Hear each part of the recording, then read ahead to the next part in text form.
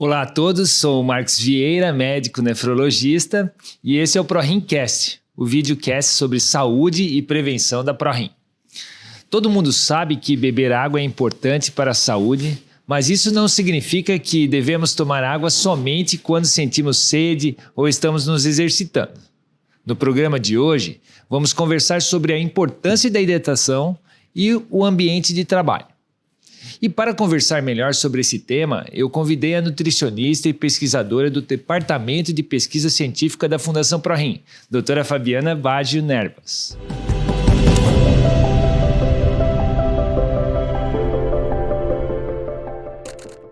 Fabiana, muito obrigado por aceitar o convite da ProRim e bem-vinda ao ProRimcast. Muito obrigada, é um prazer estar aqui divulgando essa informação tão importante, né? Que é sobre hidratação. É verdade. Hidratação é um tema muito presente na vida das pessoas. Se você tiver numa roda de conversa, num almoço, especialmente para a gente que trabalha na área renal, vem aquela pergunta: quanto eu devo beber de água? O que é hidratação? Se água... Então é um tema muito abrangente, né? O que você acha, assim, inicialmente, que é importante que as pessoas entendam sobre esse conceito de se hidratar, de estar bem, com saúde? Primeiro, estar bem hidratado é algo muito importante porque tem uma relação direta com o bem-estar, né, no dia a dia, e também uma relação que a literatura começou a mostrar até com diminuição do risco de doenças crônicas, como diabetes, a própria doença renal, litíase, que a gente vai entrar, pedra nos rins, que a gente vai entrar mais para frente, né? E o nosso corpo é essencialmente água. Então, e essa renovação é importante, né, para todas essas questões de saúde.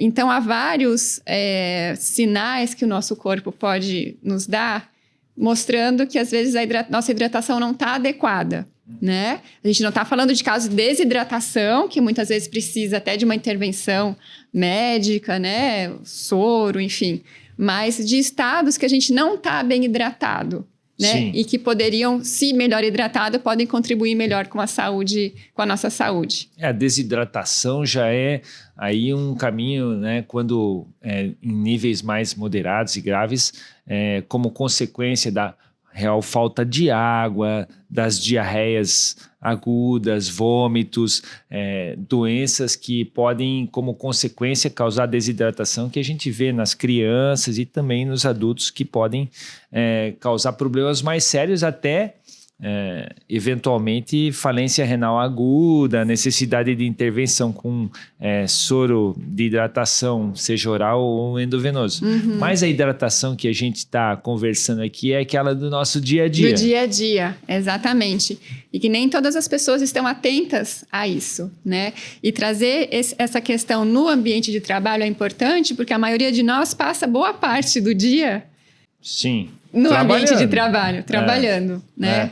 E quando a gente fala em hidratação, a gente está falando só de água, a gente pode estar falando de outros líquidos, como é que é isso? São os líquidos ingeridos, né? Então, esse líquido pode estar, por exemplo, até nos alimentos, principalmente as frutas tem mais líquido, e tudo que contribui com a hidratação. Então, que tipo de líquido vai contribuir melhor com a hidratação? É aquele mais perto de uma água pura. Sim. Né? Então, assim, se não é água pura, um chá, né? Um suco natural, né? Mas de preferência água que não seja adoçado. Sim. Né? Porque se tiver muito açúcar ou até sal, pensando numa sopa, às vezes mais vai desidratar. Desidratar não, mas não vai contribuir com a hidratação. Sim. Porque vai precisar ainda de mais líquido, né, para que realmente o corpo consiga ficar bem hidratado.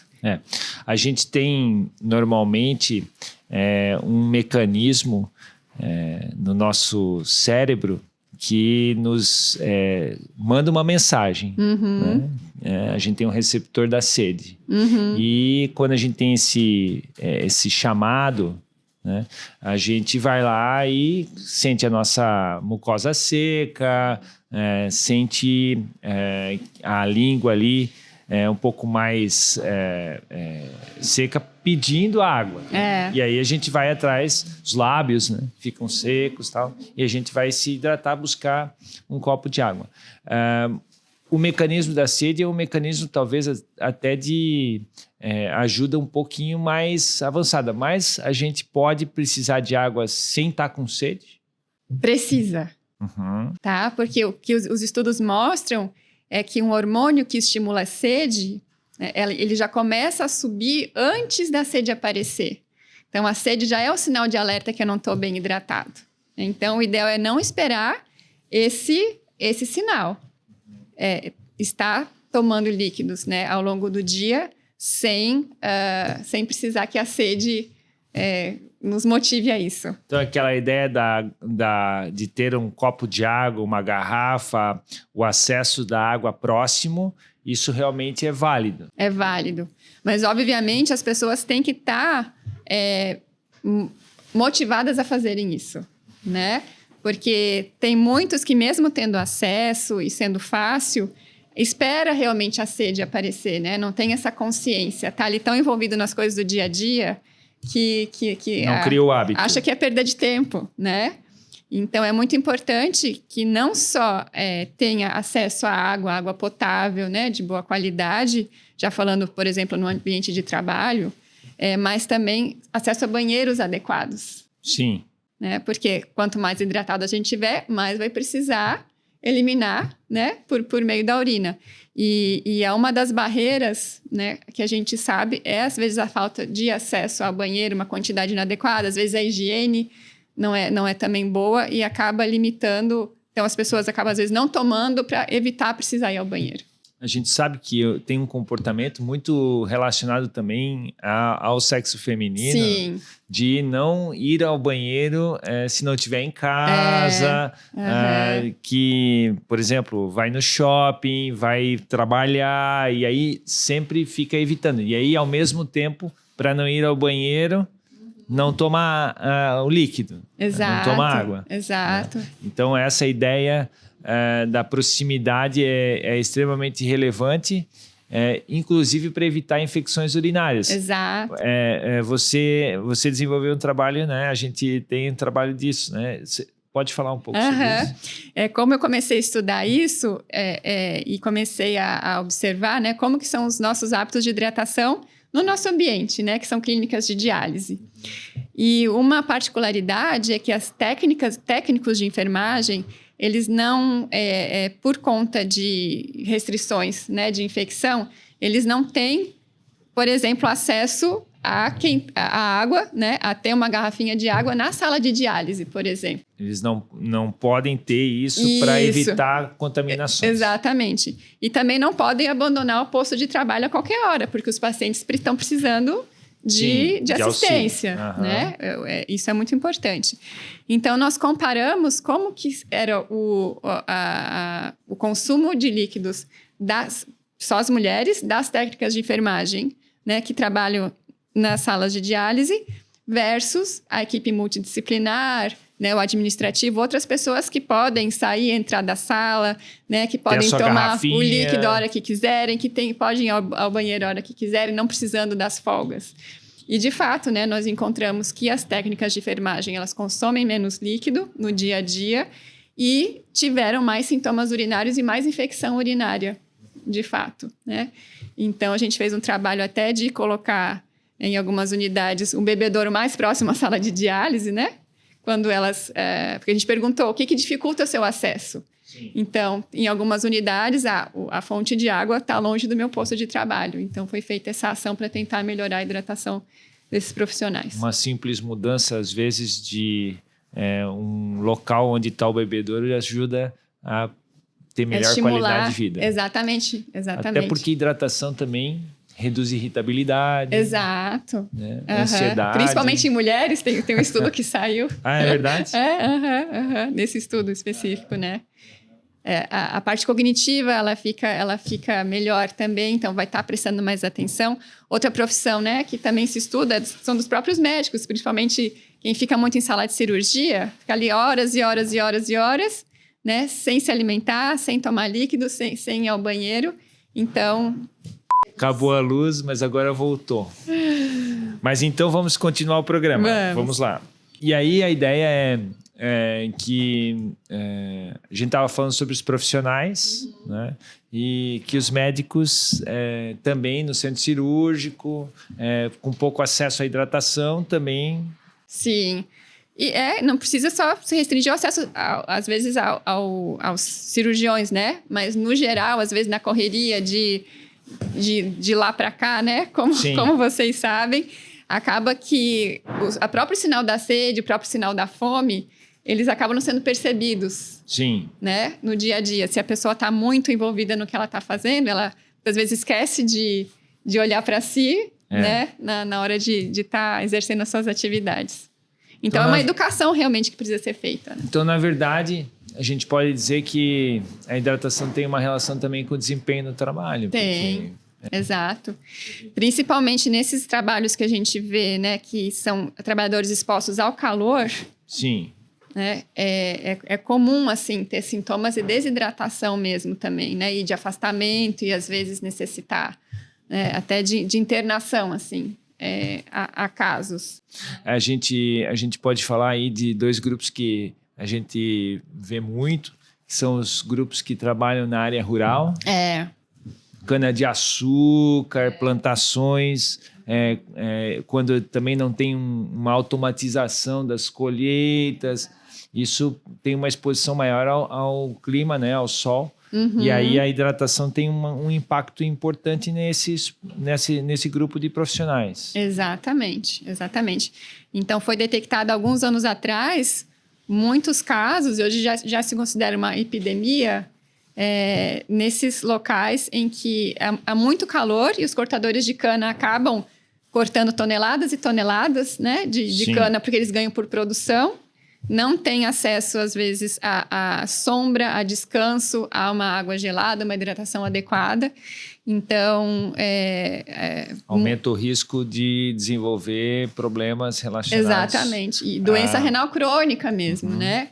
E em países da América Central que não se tem muito acesso a tratamento, eles acabam falecendo. Então, são jovens trabalhadores que acabam indo a óbito por não ter nem acesso ao tratamento adequado. Né? Isso é um grupo de estudo que até vem ganhando muita relevância. Sim. A nefropatia mesoamericana relacionada a essa exposição, que também se estuda até se tem um componente genético associado ou não.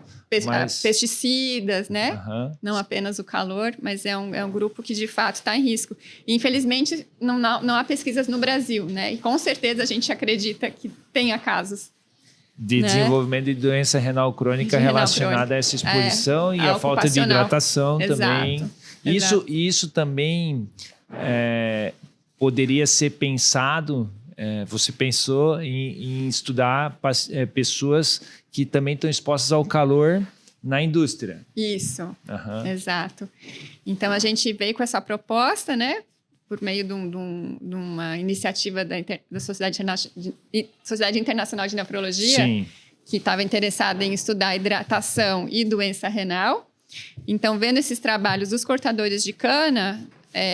né, a gente pensou, bom, aqui em Joinville a gente não tem cortadores de cana, mas tem outros trabalhadores expostos ao calor extremo, que são os trabalhadores de fundição, aqueles que trabalham perto dos fornos, né? Porque além de uma temperatura muito elevada, eles precisam utilizar, obviamente, roupas de proteção que vão dificultar, vão protegê-los, mas vão dificultar a evaporação, né? O suor, que acaba sendo um mecanismo do corpo de resfriamento. E aí nós conseguimos, né, tivemos a sorte e a generosidade, né, de uma empresa abrir as portas para nós, e nós comparamos o estado tanto de hidratação como a função renal de trabalhadores bastante expostos ao calor e de um grupo que não estava exposto, né, aos fornos. E o que a gente viu que estava todo mundo desidratado, né, ou não com uma hidratação adequada, tanto um grupo como o outro, né? Foi um resultado positivo que a gente não viu mudança na função renal, né? E acompanhamos eles por 2 anos e o grupo que ainda estava lá, a função renal estava adequada. Porque eles têm um bom acesso à hidratação, eles têm um cuidado, né? Eles têm mecanismos para estimular compensar. a pessoa a se expor seja a água ou a soluções de reposição. Exato. Ou câmeras assim com ar-condicionado. Então, nesse grupo específico a gente não encontrou problemas renais. Mas assim, todos foram muito orientados a aumentar o consumo de água, de líquidos, porque tanto um grupo como o outro não estavam bem hidratados. Seja quem estava na administração ou não, ou lá exposto, estava precisando ingerir mais líquidos. A gente falou de não esperar a sede, doutor Marcos, e assim, tem guias que dizem que deve-se tomar 2 litros na mulher, 2,5 litros homem, ou um pouco mais, dependendo do guia que a gente vê. Mas eu gosto muito é difícil até a gente saber o quanto que a gente toma, né? Sim. Então, um mecanismo muito bom de automonitoramento do estado de hidratação é a quantidade de vezes que urina durante o dia. E a cor da urina. O volume urinário é importante. Porque às vezes, como aqueles trabalhadores, eles tomavam, em média, 5, 6 litros por dia de água e ainda não era o suficiente, né? Então, vai depender do clima, vai depender do peso dessa pessoa, de quanto ela consome de sal. Quanto mais sal a pessoa consome, mais líquido ela vai precisar. Então, eu não gosto muito de, assim, tanto para homem, tanto para mulher, porque são muitos fatores que podem influenciar o estado de hidratação. Então, observar sede, né, de preferência não ter sede, urinar pelo menos 5 a 6 vezes por dia, no mínimo. Os estudos têm mostrado que isso é um marcador de hidratação adequada. E às vezes eu pergunto para as pessoas, elas dizem 3, elas dizem 2, eu fico assustada, porque ainda é muito comum as pessoas tomarem pouco líquido, né? E a cor da urina, então, quanto mais clarinha, melhor hidratada a gente está, né? Quanto mais concentrada, mais amarelo escuro, é um estado de hidratação pior. Você falou sobre... A gente está falando sobre se hidratar, tomar água. Existe alguma ação que nós fazemos que aumenta a necessidade de hidratação? Por exemplo, comer sal, né? A gente sabe que dá mais sede. Né? O que a gente pode também, nesse movimento de estimular a pessoa a estar bem hidratada, também orientar em relação a outros hábitos? Eu acho que comer sal é extremamente importante. Né? A quantidade de proteínas também, se é muito elevada, vai precisar de mais água também para compensar todo esse metabolismo. Proteína... Né? Carnes, em geral, são os mais ricos em proteína. Né? O brasileiro ele consome muito mais do que precisa de proteína normalmente. E de sal também. E de sal, nem se fala, né? De sal é o dobro do máximo que deveríamos consumir. E o brasileiro, várias culturas comem muito sal, né? O brasileiro come muito sal. Come muito sal. E aí, essa quantidade, para a gente dar uma sensação aí, para que a pessoa consiga palpar, ter mais palpável essa ideia do sal. Então, assim, o sal ele vai vir tanto do sal de adição como dos alimentos que já tem esse sal adicionado. Né? Então, vai depender do estilo de vida da pessoa, se ela come fora, se ela cozinha. Né? O ideal é mais fácil controlar se você mesmo preparar seus alimentos, porque você vai controlar a quantidade que você coloca. E eu falo, a única maneira de se acostumar a consumir menos sal é se acostumando. Mudando os hábitos. Mudando os hábitos. É cada dia colocando um pouquinho menos, né? Colocando mais temperos naturais para compensar. E ao longo do tempo, o organismo ele vai se acostumando com esses novos sabores e não vai mais sentir tanta falta do sal para que tenha prazer na alimentação, porque o prazer é muito importante, né? A alimentação, o prazer na alimentação é algo... Talvez seja o maior desejo das pessoas é comer bem, falar, né? Mas dá para comer muito bem, mudando a maneira que faz. Nós somos acostumados a consumir muito sódio. E os alimentos industrializados, né, o mínimo possível, mas se for consumir, escolher aqueles que vão ter menos sódio. A gente falou no programa passado sobre hidratação, sobre litíase, comportamentos de litíase. Hidratação é fundamental para a gente poder evitar pedra, cálculo renal. Tanto para prevenir como aqueles que já tiveram, diminuir o risco de recorrência. Né? Isso é um hábito extremamente relevante, tanto do ponto de vista de prevenção, para quem não tem, mas também para quem já teve. Sim. E infecção urinária também, né, doutor? Tem estudo mostrando, assim, ó, principalmente mulheres que consomem pouca água, né, pouco líquido, tipo que urina menos de 1 litro por dia, se conseguir aumentar isso para perto de 2 litros, a recorrência de infecção urinária diminui pela metade, né? Nesse estudo, conseguiu mostrar. Tem muitas pessoas que evitam aumentar a ingestão de líquido porque falam que vão muito ao banheiro. Então, na verdade, elas precisam criar o hábito de estarem se hidratando, e isso vai, ao longo do tempo, ser uma nova rotina na vida das pessoas. Exato. Isso é extremamente importante. E às vezes eu fico pensando, né, como que é, por exemplo, a hidratação de motoristas. Sim. Né? Eles trabalham no carro, né? E tanto homens como mulheres. Às vezes, quando eu pego um taxista, o Uber, eu pergunto: você vai ao banheiro? Onde você vai? Né? E eles dizem: não, tenta passar o dia sem precisar, ou vai num posto, ou alguns param em casa. Mas também é uma profissão que impacta, né? São muitas e muitas. Eu tenho vontade de estudar várias. Ontem mesmo eu vi um trabalho que é de trabalhadores que trabalham em salinas. Sim. Né? Imagina. Uma prevalência de doença renal crônica grande, um trabalho indiano. Então, tem muito campo de estudo e de orientação para essas pessoas, né? Aqui no Brasil. Tem uma pergunta aqui da Regiane Costa. Ela falou o seguinte: quem tem problemas renais pode tomar cerveja?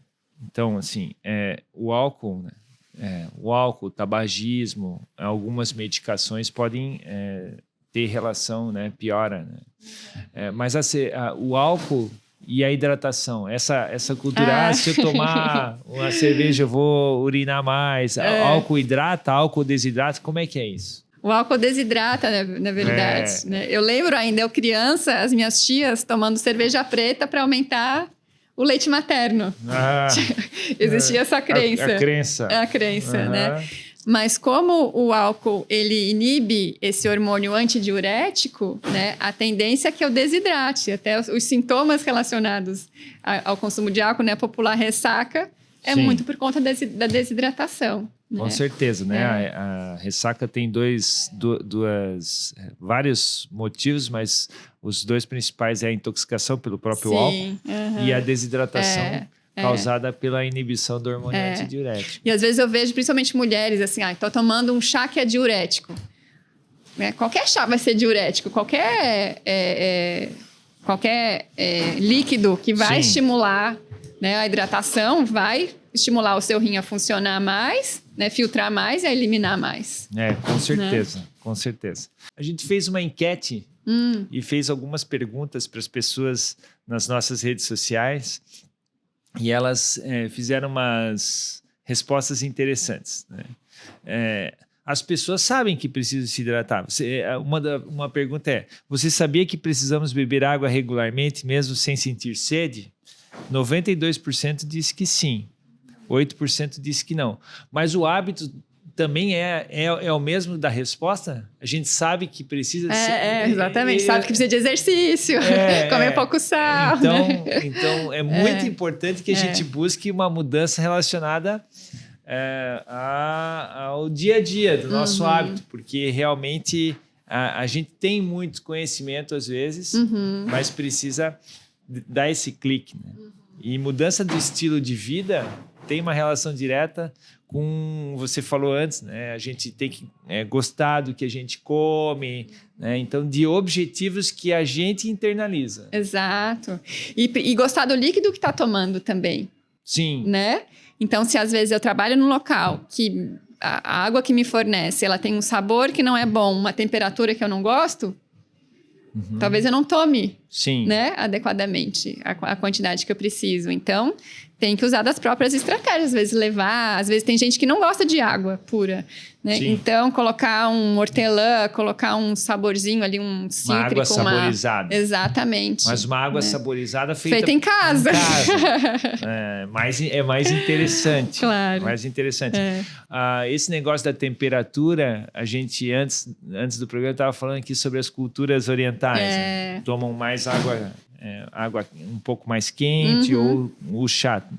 Não tem diferença. Não, né? Porque vai chegar no estômago, o estômago vai... É o volume. Ou assim, os gaúchos que tomam muito chimarrão também, né? Eles se hidratam pelo chimarrão, verdade. Né? O que tem que cuidar, às vezes, são as inflamações gastrointestinais relacionadas à temperatura da água, né? Que podem ser...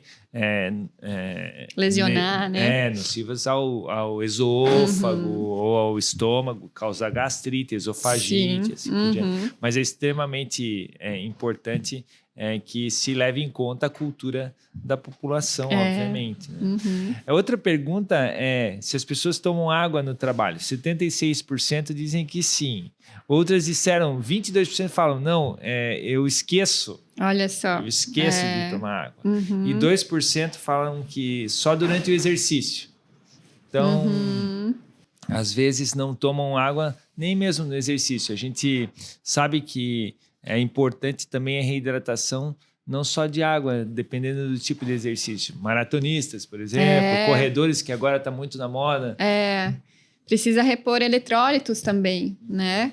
Porque, assim, se você transpira muito, você vai transpirar água e eletrólito, sódio, potássio.